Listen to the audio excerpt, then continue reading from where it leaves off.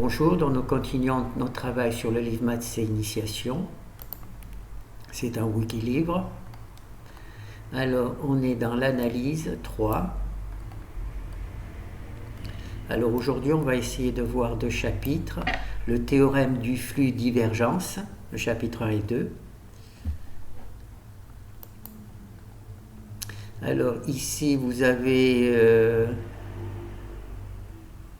Alors, en analyse vectorielle, le théorème de la divergence, également appelé le Green-Ostrogatsky ou théorème de flux divergence, affirme l'égalité entre l'intégrale de la divergence d'un champ vectoriel sur un volume dans R3 et le flux de ce champ à travers la frontière du volume qui est une intégrale de surface.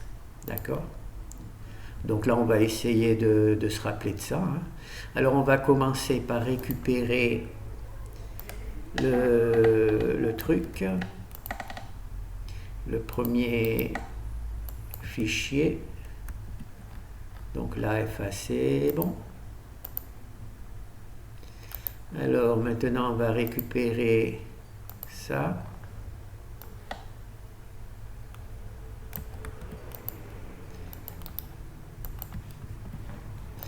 Donc on lance. Alors là, je vous ai lu un petit texte très intéressant. Alors, l'égalité entre l'intégrale de la divergence, l'égalité entre l'intégrale de la divergence d'un champ vectoriel et un volume dans R3. Alors, c'est ceci, c'est cette partie-là. C'est l'intégrale de la divergence d'un champ vectoriel, le champ vectoriel CF, dans un volume, le volume CV3. Donc ça, l'intégrale de la divergence d'un champ vectoriel sur un volume dans R3. Donc c'est cette partie-là. Divergence, champ vectoriel dans un volume. Voilà. Et le flux, et le flux de champ à travers la frontière du volume qui est une intégrale de surface. Voilà. Et de ce côté, on a un flux et on a une intégrale de surface, ds, surface. D'accord ? Et il y a une égalité entre ces deux choses. D'accord ? Entre l'intégrale de la divergence d'un champ vectoriel sur un volume dans R3, cette partie-là, avec le flux de champ à travers la frontière du volume qui est une intégrale de surface. Voilà, à travers le flux qui passe à travers cette surface. Là, ça passe à travers une surface, 2D, une intégrale double. Là, ça passe à travers un volume, une intégrale triple. D'accord ? Et si vous allez à cette adresse, Khan Academy, vous avez déjà 2 vidéos qui expliquent très bien la partie mathématique, et vous avez la dernière vidéo, la 3e, où on vous montre de manière tout à fait spectaculaire l'efficacité de transformer une intégrale double en une intégrale triple, parce que l'intégrale double, je pense que très peu de personnes aurait la capacité de la résoudre, alors que l'intégrale triple qui provient de cette intégrale double transformée par cette égalité, je pense que un élève qui maîtrise le calcul intégral, même simple, serait capable de le résoudre. Donc il y a vraiment une réelle efficacité de transformer cette intégrale double en intégrale triple pour obtenir le bon résultat, pour obtenir un résultat. Alors, ça c'est donc l'égalité. Donc maintenant on va voir comment se définit cette intégrale. Alors cette intégrale, elle se définit de cette manière, c'est-à-dire qu'on f, c'est une fonction vectorielle qui dépend donc de m, qui est le composant de i, n qui est le composant de j, et p qui est le composant de k, où ijk sont les vecteurs les vecteurs d'origine, d'accord, à l'origine. Donc, la fonction divergente, c'est simplement prendre la dérivée du premier composant, prendre la dérivée partielle par rapport à x, prendre la dérivée partielle par rapport à y du deuxième composant, du vecteur de f, prendre la dérivée partielle du troisième composant, p. D'accord? Notre fonction f est construite par le vecteur mi, nj et pk. D'accord? C'est une fonction vectorielle. Alors, ici, on fait les calculs. Hein, d'accord? Donc là, il y a la fonction, ben voilà, notre fonction vectorielle. Ici, c'est c'est m, ça, c'est n, et ça, c'est p. m, n. Et donc là, on prend la dérivée partielle par rapport à x, la dérivée partielle par rapport à y, la dérivée partielle par rapport à z, et on obtient 24. D'accord? Donc ça, c'est truc. La partie mathématique, l'explication de tout ça, je vous le laisse à cette adresse-là, Khan Academy. Mais si vous cherchez le théorème de flux de divergence ou le théorème de Green-Ostrogradsky, il y a vraiment des vidéos vraiment très intéressantes qui vont vous expliquer le problème. Alors nous, on va juste voir la partie mathématique. Donc on va juste faire le deuxième exemple. Voilà, on récupère.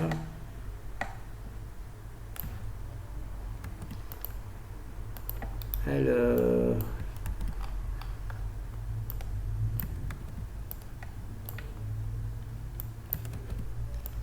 B, enregistrer. Et on va voir. Alors on voit ici, hein, il y a z, y, x, là il y a z, x, y, et là y, z, x. Donc c'est des, comment on dit, normalement il faudrait écrire une version pour chacun, parce que chacun a des présentations différentes. Là je l'ai fait juste pour trois permutations, je n'ai pas fait pour toutes, pour avancer un peu plus vite. Alors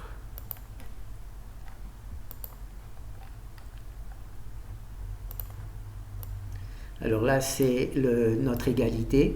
Alors, on va relire le truc. L'intégrale de la divergence d'un champ vectoriel sur un volume dans R3. Donc, un champ vectoriel, hein, la divergence sur un volume dans R3. D'accord? La divergence, l'intégrale de la divergence d'un champ vectoriel sur un volume dans R3, c'est donc cette intégrale. Et le flux de champ à travers la frontière du volume, qui est une surface intégrale. Donc là, c'est le même flux, d'accord? Dans un cas, là, on est le flux qui sort d'une surface. C'est ce qu'on a vu dans une vidéo précédente. Et là, c'est le flux qui traverse un volume. D'accord? Surface, ds, volume, v. D'accord? Et on obtient une égalité entre ces deux choses-là. Et si vous regardez la vidéo Khan Academy, vous allez voir que c'est vraiment spectaculaire, la troisième vidéo. On part d'un flux extrêmement complexe. Une fois qu'il est... On utilise la divergence, ce flux qui est extrêmement complexe devient très simple et on peut facilement intégrer la divergence du flux par une intégrale triple, alors qu'il serait très complexe d'arriver à intégrer le flux de départ dans une intégrale double de surface. Alors, voilà notre flux. Ici, il y a m, n et p. Donc, c'est une fonction vectorielle. Et i, j, k, ce sont les vecteurs d'origine. Hein. Et comment ça s'appelle? La divergence, c'est simplement prendre le produit scalaire. Prendre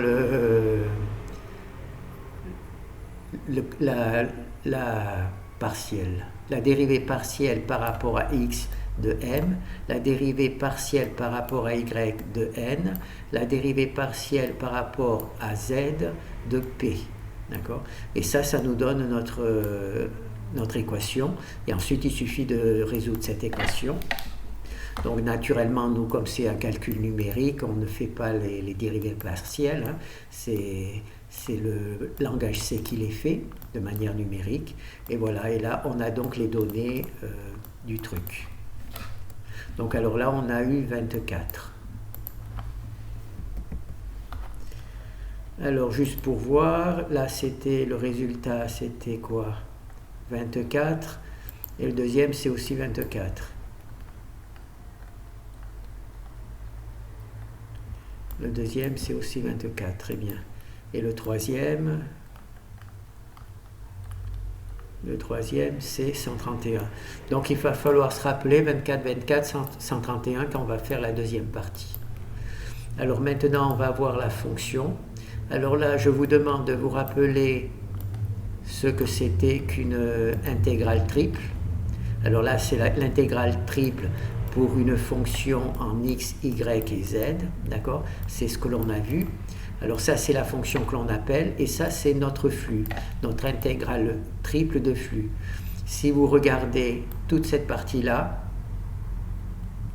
c'est exactement la même que toute cette partie-là. Donc il y a exactement la même logique, c'est la logique de l'algorithme de Simpson. Hein, l'algorithme de Simpson. La différence, c'est qu'ici, on part d'une fonction f, hein, avec 3 arguments, et là, on part de 3 fonctions p, m, n, parce qu'on a une fonction vectorielle qui est produite par 3 composants, p, m et n. C'est pour ça qu'on ne peut pas utiliser la fonction d'intégration triple standard, parce qu'ici, notre f ici, il est formé de 3 composants, m, n et p. D'accord? Le MNP, f, il est formé de 3 composants, notre flux, m, n, p, où m est une fonction, n est une fonction de x, y, z, et p est une fonction de x, y, z. Donc là, tout est identique, la seule chose qui change, c'est ça, c'est cet argument-là. Hein, vous pouvez regarder, hein, hop, là c'est truc. Par contre, là et là, c'est la même chose. Là et là, c'est la même chose, et là et là.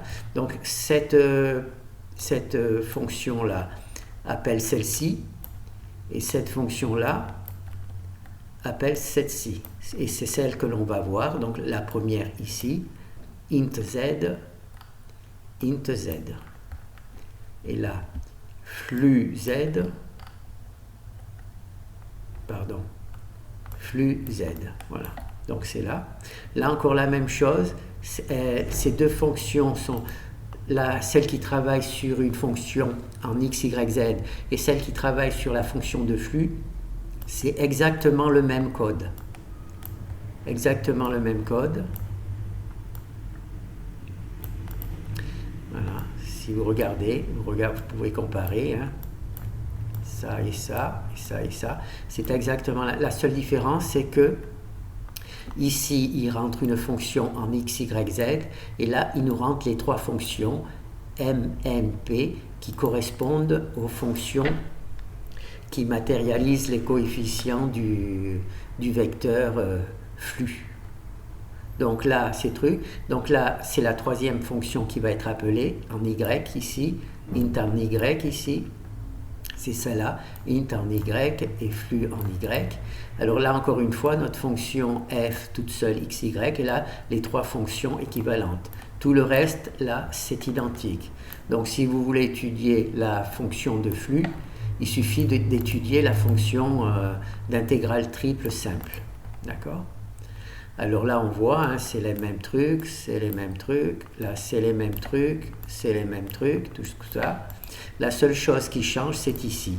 Ici, pour calculer l'intégrale, on appelle la fonction avec en x, y, z, hein, notre fonction triple, hein, notre fonction qui a trois composants. Hein.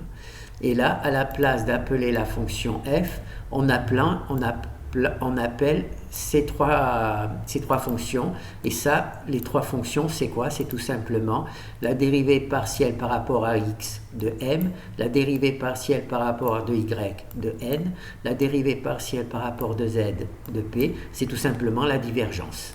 Donc là, on appelle la fonction f en x, y, z, celle dont on veut calculer l'intégrale triple. Et là, on calcule la divergence, c'est-à-dire ce que l'on veut calculer exactement. Voilà, c'est la divergence, c'est cette intégrale de divergence que l'on veut calculer. Donc, n, la dérivée de m par rapport à la dérivée partielle de m par rapport à x, la dérivée partielle de n par rapport à y, la dérivée partielle de p par rapport à z, c'est tout simple là. Dérivée partielle par rapport à x de m, dérivée partielle par rapport à y de n, dérivée partielle par rapport à z de p. Voilà. Donc on a juste traduit ce truc-là, cette équation mathématique en langage C. On a juste recopié sans faire d'effort et on a ainsi calculé notre truc. Voilà, donc ça c'est la première version. Je ne sais pas si je vais peut-être un peu vite. Alors la deuxième version, c'est exactement la même chose. D'accord? Donc là, vous pouvez récupérer aussi les mêmes trois séries de vidéos qui vous présentent bien la notion de flux de divergence. D'accord? Alors là, vous récupérez les fichiers. Hein. Ce sont d'autres fichiers. C'est pas les mêmes. C'est le même travail, mais avec des fichiers différents. Vous allez comprendre pourquoi. Donc là, moi, il faut que je change de répertoire pour aller dans le nouveau répertoire. Alors, je récupère ici. Alors là, c'est juste un petit jeu de mathématiques hein, qui n'a pas d'intérêt si ce n'est de nous donner une bonne raison de faire de la programmation. Alors on récupère le premier exemple, FA. Donc là, c'est le même FA que je ne vous l'ai pas montré, mais c'est le même FA que de la vidéo précédente. On doit donc trouver 24 aux deux premiers exemples et 131 au troisième. On se rappelle, hein, 24, le truc c'était 24, là c'est le truc. Donc là on va récupérer le truc. On va voir la petite subtilité que j'ai introduite. C'est tout simple, c'est une règle des intégrales. Hein. Donc là, même principe, donc on a notre intégrale de surface, on la transforme en divergence de volume, hein. Notre intervalle de flux de surface, on la transforme en un flux de volume grâce à la divergence. Donc ça, c'est notre fonction de divergence. Et bien entendu, quand on a une intégrale triple, une somme de trois trucs, on peut couper l'intégrale en trois sommes d'intégrales. Une intégrale triple seule, on peut la découper en trois intégrales où il y a l'intégrale mx, l'intégrale ny et l'intégrale p. Voilà, c'est ici. L'intégrale mx, on a simplement séparé les... Dans la vidéo précédente, on a calculé ça directement. Hein, on se rappelle, on a vu le...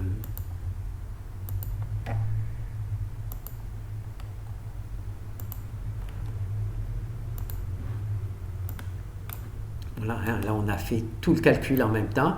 X, tchac, voilà. Et là, ce que l'on va faire, c'est que l'on va calculer séparément. C'est juste un petit jeu d'écriture pour vérifier si on obtient la même chose. Et en effet, on obtient la même chose, puisque la 0, 0 et 24. Et on se rappelle que les deux premiers exemples, c'était 24. Donc là, c'est la divergence comme on a calculé précédemment. Et là, on a fait simplement la somme des 3 intégrales triples et on a bien retrouvé 24. Voilà. C'est ici le premier exemple. Le premier rectangle, on trouve 24. Donc maintenant, on va faire le deuxième exemple. Alors normalement, c'est aussi 24.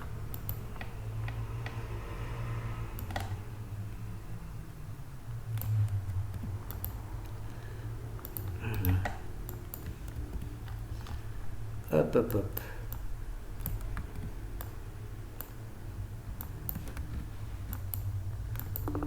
Remplacer. Hop. Alors.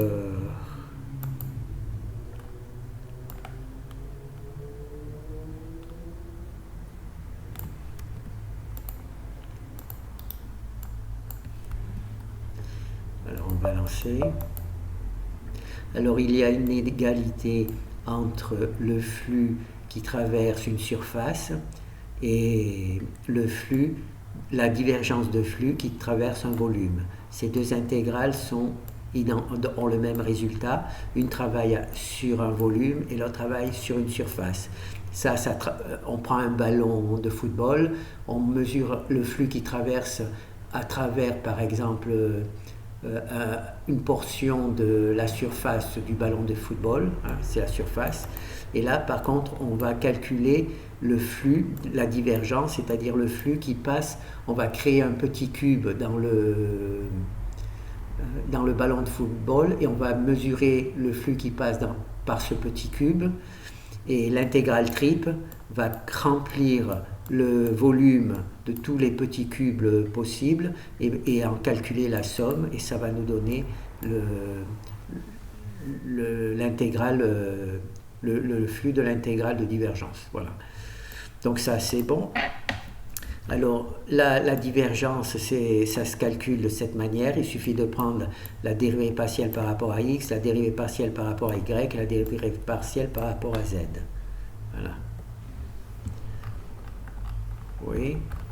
Donc là, on a fait le calcul. Donc on a fait le calcul, c'est, comment ça s'appelle, le résultat. Hein. Au lieu de faire, dans la vidéo précédente, on a calculé cette valeur-là. Maintenant, on va calculer étape par étape. On va voir le code tout à l'heure. Et là, on se rappelle, ça fait 24. En effet, ça fait 24. D'accord ? Le résultat qu'on avait travaillé ici, ça avait donné 24. On va le vérifier. Donc ça, théorème, l'exemple 1, l'exemple 2. Voilà. C'était bien 24, on avait bien retrouvé 24, et là on avait fait le calcul directement, c'est-à-dire tout en même temps. Et là, avec le flux de divergence, on a trouvé aussi, alors, on a trouvé aussi 24, mais en calculant cette intégrale, puis on a calculé cette intégrale, puis cette intégrale, et on en a fait la somme. Voilà, c'est ici. Hein. On a calculé la première, la deuxième, la troisième, et ensuite on en a fait la somme, et on retrouve 24 exactement, comme quand on l'a calculé ici. Alors, maintenant on va voir le code. Pour la partie mathématique, franchement, je vous conseille de regarder le Khan Academy et de chercher éventuellement théorème de flux de divergence ou le théorème de Green. Voilà. Et il y a vraiment de très bonnes explications, c'est vraiment très bien expliqué, que je ne pourrais pas mieux faire de toute manière. Alors, ici, on a l'intégrale triple de base, la fonction f en x, y, z. Ici, c'est l'intégrale étudiée, l'intégrale de flux. D'accord ? Alors, si on regarde cette partie-là, et si on regarde cette partie-là, elles sont identiques. Pratiquement identiques. La seule différence, c'est qu'ici, il rentre la fonction, comment ça s'appelle, qui calcule les dérivées partielles en x, y, z. Pourquoi est-ce qu'il y a n ici? Alors il y a n ici parce que quand on travaille sur m, il faut la dérivée partielle par rapport à x. Ça, c'est la fonction dérivée partielle par rapport à x. D'accord? Quand on travaille sur m. Quand on travaille sur n, il faut la dérivée partielle par rapport à y. C'est pour ça que moi, j'avais mis un n dans le pointeur, ici, pour que l'on sache bien que c'est ni x, ni y, ni z, mais ça va dépendre de l'appel de la fonction. Quand on va travailler sur n, ça sera la dérivée partielle par rapport à y, et quand on va travailler sur p, ça sera la dérivée partielle par rapport à z. Alors la fonction de dérivée partielle, on l'a vu il y a très longtemps, un temps où on a, voilà, c'est ici les dérivées partielles, donc c'est ici que ça se calcule. C'est des formules que l'on trouve sur Internet, il ne faut pas se faire du souci. Vous cherchez dérivée partielle première et la dérivée partielle seconde, vous les trouvez sur Internet, les versions numériques. Donc là, on appelle ces fonctions-là, d'accord? C'est pour ça que il y a cette fonction en plus. Donc là, vous vous rappelez, il va rentrer m, les fonctions m, n et p, hein, les unes après les autres. En fonction, si c'est m, ici ça va rentrer x, on va avoir la fonction dérivée partielle par rapport à x. Si c'est n, on va avoir la dérivée partielle par rapport à y. Si c'est m, on va avoir la dérivée partielle par rapport à x. Si c'est n, on va avoir la dérivée partielle par rapport à y, et ainsi de suite. Voilà. Donc c'est pour ça que j'ai été obligé d'introduire cette fonction-là, parce que à chaque appel, il va y avoir une fonction différente dont on va appeler. Donc cette fonction-là, elle n'est pas du tout appelée dans la première étape. La première étape, et si vous regardez, c'est strictement identique. Hein. C'est identique. Pardon. C'est tristement identique. La seule chose, c'est en argument, on passe la dérivée partielle, mais elle n'est pas utilisée. C'est identique. Donc là, on appelle, ici, on appelle la deuxième fonction. Alors la deuxième fonction, c'est z, int z et flux z. Voilà. Là, encore une fois, tout est identique, sauf ici l'appel de la fonction dérivée partielle.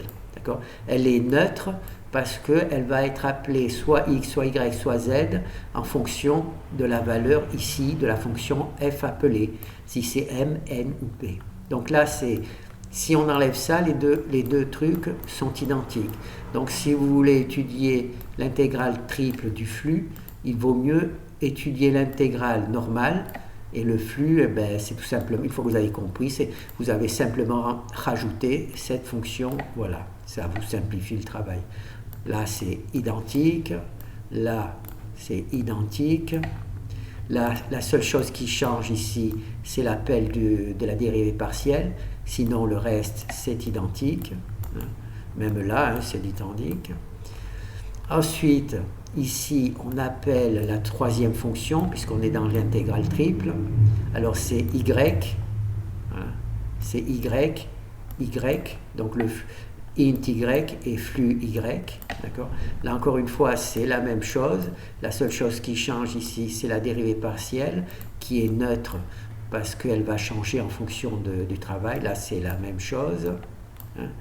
Là, c'est la même chose. Alors, ici, tout ça, c'est identique à tout ça. Il n'y a rien qui change, hein. Vous faites copier-coller. La seule chose, c'est que pour l'intégrale triple standard, on va appeler la fonction f que l'on va intégrer en fonction de x, y, z. C'est une fonction en x, y, z, puisque c'est une intégrale triple. Là, la différence, c'est qu'au lieu d'appeler la fonction f, cette fois-ci, on appelle la fonction à dérivée partielle. Alors là, c'est la n, puisque elle va être tantôt utile, on va tantôt appeler celle qui dérive par rapport à x, tantôt par rapport à y et tantôt par rapport à z. Hein. C'est ici que c'est écrit. Voilà, quand on appelle la fonction, tantôt on l'appellera celle qui dérive par rapport à y. Ici, c'est la même fonction. Ici, on l'appelle quand elle va faire la dérivée partielle par rapport à x. Et ici, la dérivée partielle par rapport à z, c'est toujours la même fonction. D'accord? Voilà, et donc ça, c'est notre truc. Donc là, c'est assez extraordinaire qu'on peut écrire une intégrale triple, une fonction qui calcule l'intégrale triple, d'accord? Et ensuite, si on veut calculer le flux, il suffit de faire un seul changement, de remplacer l'appel de la fonction f par l'appel ici de la dérivée partielle par rapport à n. N dans l'idée où justement elle peut être x, y ou z. Sinon c'est exactement le même code. Au début j'y croyais pas, je pensais que ça serait complexe, et en fait non. Il suffit dans la dernière fonction qui est appelée dans nos trois groupes de fonctions de remplacer comment ça s'appelle, l'appel à la fonction f par l'appel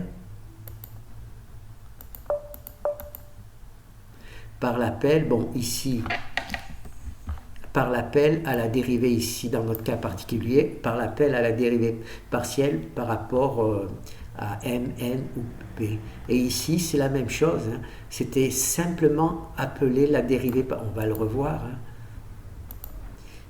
Ici, il y a f. Ici, il y a la dérivée partielle par rapport à n, donc x, y, z. Et dans l'autre exemple, dans la première partie, c'est le même principe, mais cette fois-ci, on fait les trois en même temps. Dérivée partielle par rapport à x pour m, dérivée partielle par rapport à y pour n, dérivée partielle par rapport à z pour p. Donc là, il y a juste les trois qui correspondent à cette intégrale. Et ici,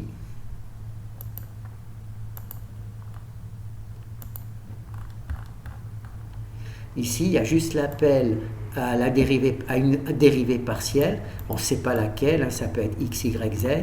C'est parce que ça résout ça.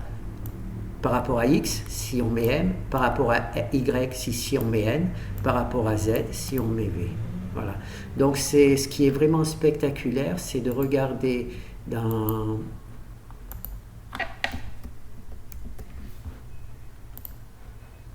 Oh là, d'accord. J'ai tout fermé. Ce qui est vraiment spectaculaire,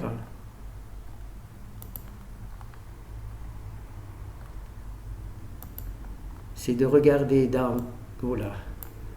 Voilà, c'est de regarder ici dans Khan Academy. Voilà, le dernier exemple. Le dernier exemple, je crois. Hein, je crois que c'est le dernier exemple où vous avez un exemple extrêmement complexe qui est résolu en quelques secondes, simplement en transformant un flux à travers de surface par un flux à travers de volume, et tout est simplifié il faut vraiment le voir pour le croire, comme on dit. Donc ça, je vous laisse faire. Hein. Ensuite, je vais essayer moi de voir si je ne peux pas associer mon travail à toutes les Khan Academy pour avoir une partie un peu théorique des mathématiques que je ne suis pas capable de faire.